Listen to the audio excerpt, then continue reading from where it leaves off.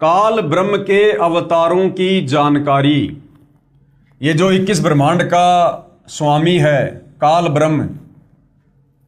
ब्रह्म जिसने गीता जी का ज्ञान श्री कृष्ण जी के शरीर में प्रेत की तरह प्रवेश करके दिया, ये काल जिसको ब्रह्म भी कहते हैं।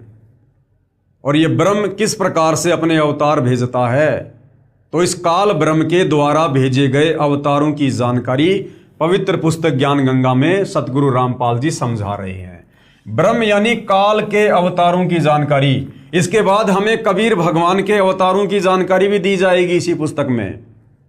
उस समय आपको भली बात समझ में आएगा कि सतगुरु रामपाल जी कबीर जी के अवतार हैं या सतगुरु रामपाल जी स्वयं कबीर भगवान हैं। तो सबसे पहले हम इस काल ब्रह्म के अवतारों की जानकारी प्राप्त करते हैं। गीता जी अध्याय 4 श्लोक 7 क्या है? यदा यदा ही धर्मस्य ग्लानि भवति भारत अभ्युत्थानम अधर्मस्य तदानाम सर्जामि अहम। क्या लिखा है?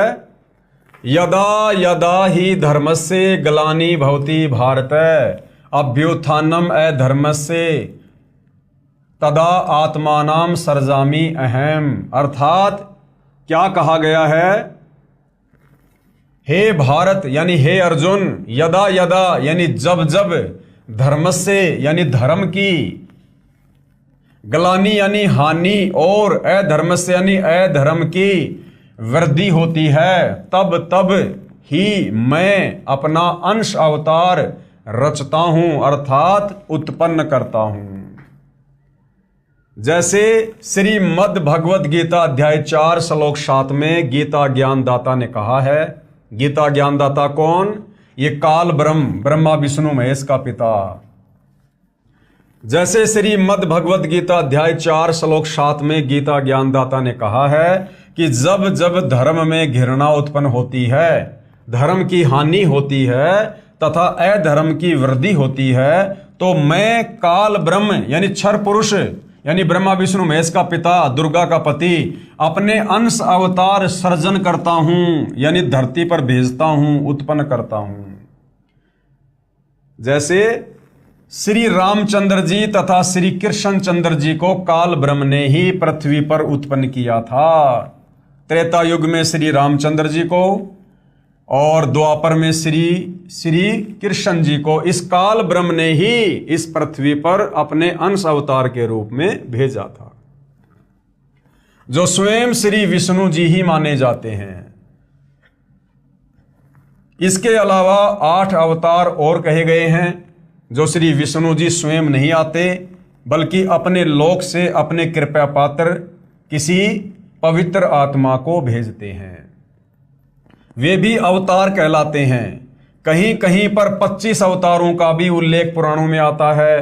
काल ब्रह्म यानी क्षर पुरुष के भेजे हुए अवतार ये क्या करते हैं? पृथ्वी पर बढ़े अधर्म का नाश कत्लेआम यानी लड़ाई झगड़ों के माध्यम से करते हैं। कत्लेआम अर्थात संहार करके करते हैं। उदाहरण के रूप में श्री रामचंद्र जी तथा श्री कृष्ण चंद्र जी, श्री परशुराम जी तथा श्री नीकलंक जी। ये नीकलंक कौन है?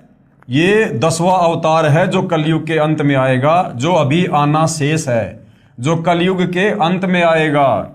ये सभी अवतार घोर संहार करके ही अधर्म का नाश करते हैं, अधर्मियों को मारकर शांति स्थापित करने की चेष्टा करते हैं, परंतु शांति की जगह अशांति ही बढ़ती है। कैसे? जैसे श्री रामचंद्र जी ने रावण को मारने के लिए युद्ध किया। युद्ध में करोड़ों व्यक्ति मारे गए, जिनमें धर्मी तथा अधर्मी दोनों ही मारे गए। फिर उनकी पत्नियां तथा छोटे बड़े बच्चे शेष रहे, उनका जीवन नरक बन गया। विधवाओं को अन्य व्यक्तियों ने अपनी हवस का शिकार बनाया, निर्वाह की समस्या उत्पन्न हुई, आदि आदि अनेकों अशांति के कारण खड़े हो गए।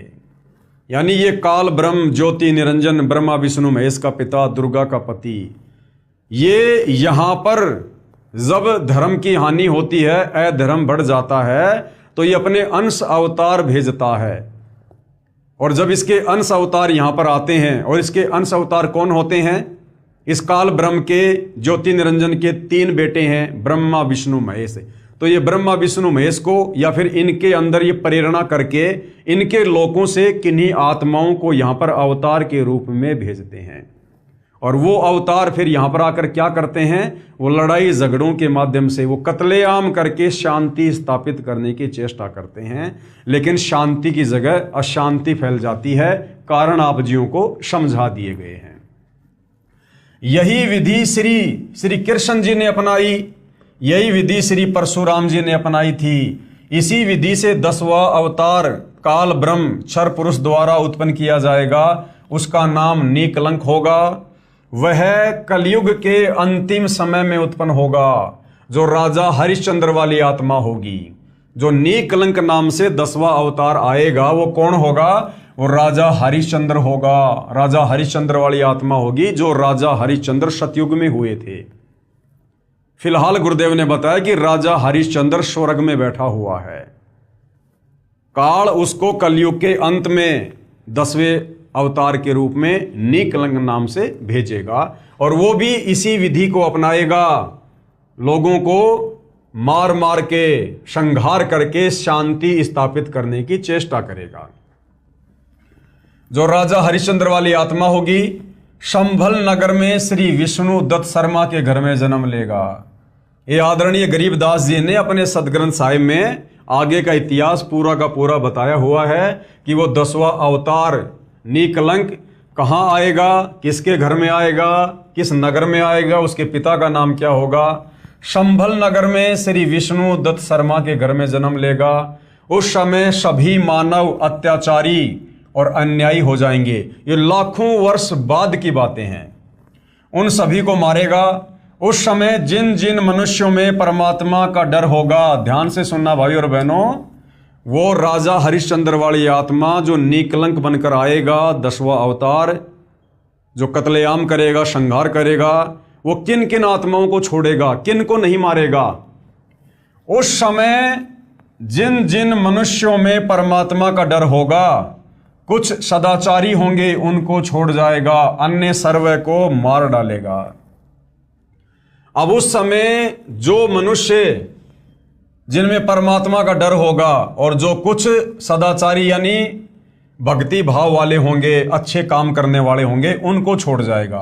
तो वो कौन होंगे भाई और बहनों? उस समय लाखों साल बाद तो भयंकर कलयुग होगा, धर्म कर्म का नामो निशान मिट जाएगा। फिर उस समय वो सदाचारी व्यक्ति कौन होंगे? थोड़े बहुत धार्मिक व्यक्ति कौन होंगे? उस समय वो होंगे जो वर्तमान इस कलयुग की पिछली पीढ़ी में जो भक्ति युग है, जो स्वयं पूर्ण ब्रह्म परमात्मा कबीर देव सतगुरु रामपाल जी के नाम से आए हुए हैं, जो इस समय उनकी शरण में आ जाएंगे और उनके द्वारा दी गई भक्ति करेंगे, लेकिन किसी न किसी कारण से वो जो पार नहीं हो पाएंगे, चाहे मर्यादाओं में त्रुटि हो, चाहे श्रद्धा भाव में कमी हो, चाहे कोई दबाव हो, लोकलाज हो। जो 2, 4, 5, 10 साल भक्ति करेंगे, उसके बाद सतगुरु रामपाल जी की भक्ति को पूर्ण नहीं कर पाएंगे, अपना पूर्ण मोक्ष नहीं करवा पाएंगे। उन आत्माओं को इस वर्तमान भक्ति के चलते बारंबार मनुष्य जन्म मिलेंगे, सैकड़ों मनुष्य जन्म मिलेंगे, हजारों मनुष्य जन्म मिलेंगे। तो उस समय फिर ये वही आत्मा होंगी जो कलयुग के अंत में भी मनुष्य जन्म प्राप्त करेंगी, और वर्तमान भक्ति के चलते इनके अंदर थोड़ी बहुत भक्ति कमाई शेष रहेगी, जिस कारण से ये धार्मिक बने रहेंगे, परमात्मा को चाहने वाले होंगे, थोड़े बहुत ही अच्छे कर्म करेंगे। तो इन आत्माओं को वो नीकलंक 10वां अवतार नहीं मारेगा, इनको छोड़ देगा, बाकी सबको घास की तरह काटेगा। तो कहने का मतलब है वर्तमान में सतगुरु रामपाल जी की शरण में आकर जो आजीवन मर्यादा में रहकर मोक्ष प्राप्त नहीं करेगा, उसकी भी बारंबार मनुष्य जन्म प्राप्त करके दुर्गति ही होगी। उस समय जिन जिन मनुष्यों में परमात्मा का डर होगा, कुछ सदाचारी होंगे, उनको छोड़ जाएगा, अन्य सर्व को मार डालेगा। ये विधि है ब्रह्म यानी काल यानी क्षर पुरुष के अवतारों की अधर्म का नाश करने तथा शांति स्थापना करने की। तो ये विधि बताई है गुरुदेव भगवान ने इस काल के अवतारों की।